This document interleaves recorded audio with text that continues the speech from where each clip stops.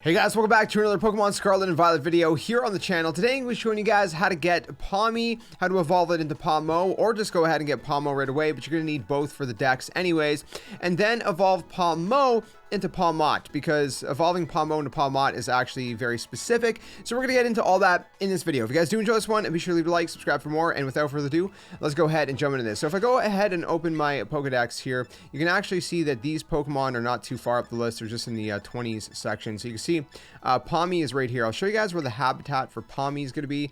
So typically in the kind of southern region, so you got kind of like the eastern part of the school academy and the southern part of the school academy. So kind of like around your house, around the original lighthouse area, and things like that. Now for its next evolution, it's going to be found pretty much everywhere. So kind of similar places, but a lot more areas you can find this one. But again, you're going to need Pawmi anyways, so you're probably just best off trying to get Pawmi and then evolving it. Now, I'm just going to tell you guys right off the top, to evolve Pawmi into Pawmo, all you got to do is level it up to level 18. It's really that simple. So if you have a Pawmi, once it gets to level 18, it's going to evolve into the Pawmo. Let me just show you guys exactly where you can find Pawmi, what the location actually looks like.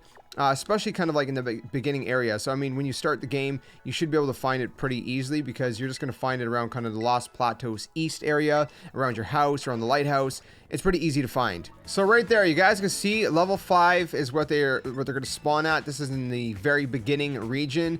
I just walked into one and there was like 3 of them just kind of hanging out right here. They're really tiny. See, they're really tiny. So they're going to be kind of hard to spot, possibly, especially with the long grass.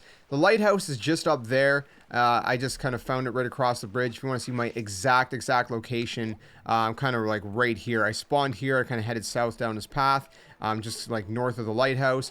And this is kind of the path where you're going to find Pawmis. Again, they're in abundance here. You'll find other Pokemon too that you might need.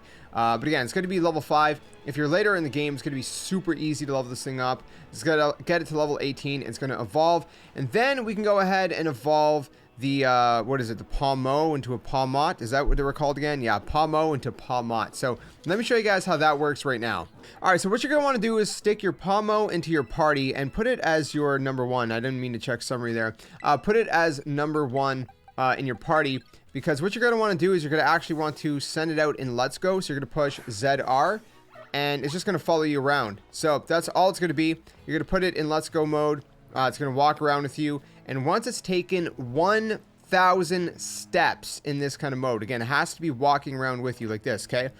You can see how it's walking. You can count the steps. 1, 2, 3, 4, 5, 6, 7, 8, 9, 10, right? It's going pretty quick. But you got to do 1,000 steps. So just kind of walk around with it a bunch, do that. And eventually, once you hit 1,000 steps, it should evolve. So let me go ahead and finish this off. I'll show you guys exactly what that looks like when it does happen.